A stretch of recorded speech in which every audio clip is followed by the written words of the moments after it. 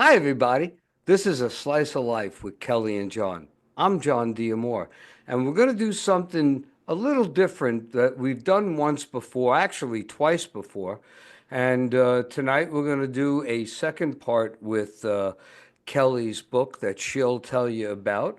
She has a series of short stories that were written by a group of women and assembled by Kelly, and so she's going to tell you about it and then read a little bit about it, and we hope you enjoy it.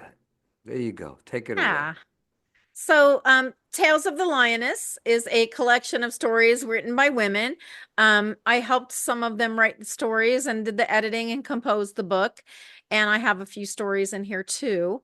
So, what we're going to do is read a little excerpt from one of the stories. They're short stories, and what's neat about the book is there's 19 different stories. So you can pick it up, read one of the stories. They're anywhere from 5 to 10 pages, and then put it down, and you don't have to look at it again for a month or so if you want. So it's just really quick, easy reading. The stories are kind of heavy. The one that I picked today to read is a little heavy topic, but these are all, stories of women who have overcome, great obstacles with fierce courage.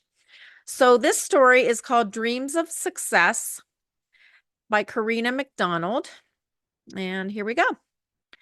Every young girl has dreams for her future, the wish for greatness, hopes for a family, a desire to make the world a better place.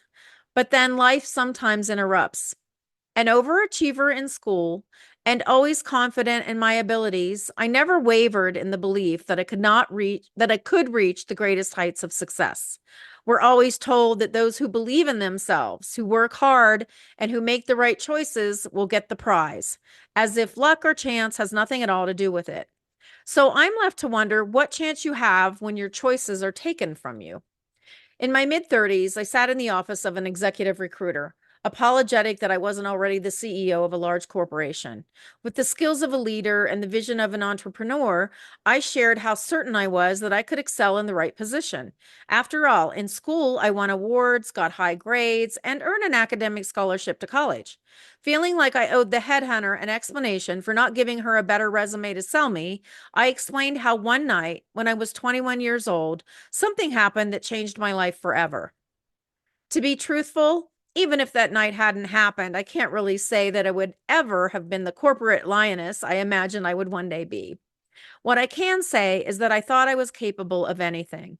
With that confidence, I've proven many times that I have the passion, spunk, and courage to take on any challenge. So it didn't seem much of an exaggeration to me.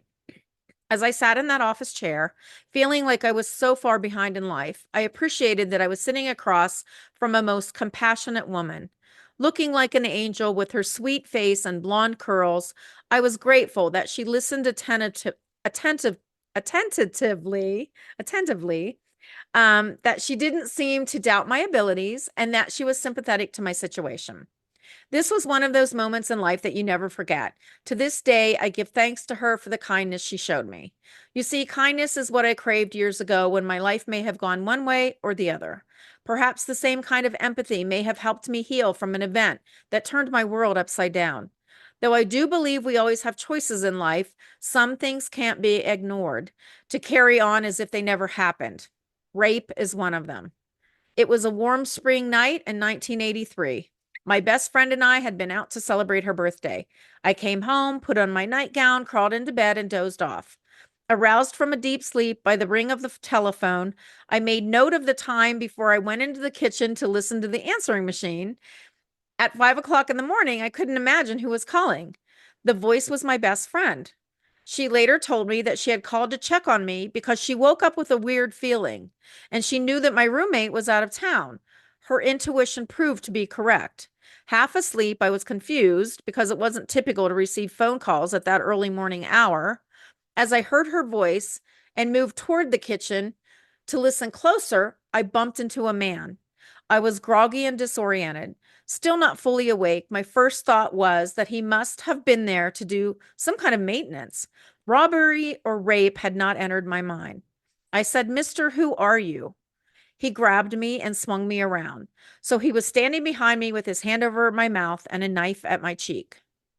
From the minute that monster touched me, I was in survival mode. And the rest is the story of how she fought back and fought to, overcome the, the horrible thing of being raped. And when you're safe, you feel like you're safe home in your own bed, and somebody just comes in your house with a knife. That's pretty scary, I would guess. So anyway, that's one of the stories from Tales of the Lioness. And there are other ones with different topics, some to women who have battled breast cancer. One woman lost a child to drugs. Other stories of women being raped and abused, and there's a couple of really even horrendous stories of molestation.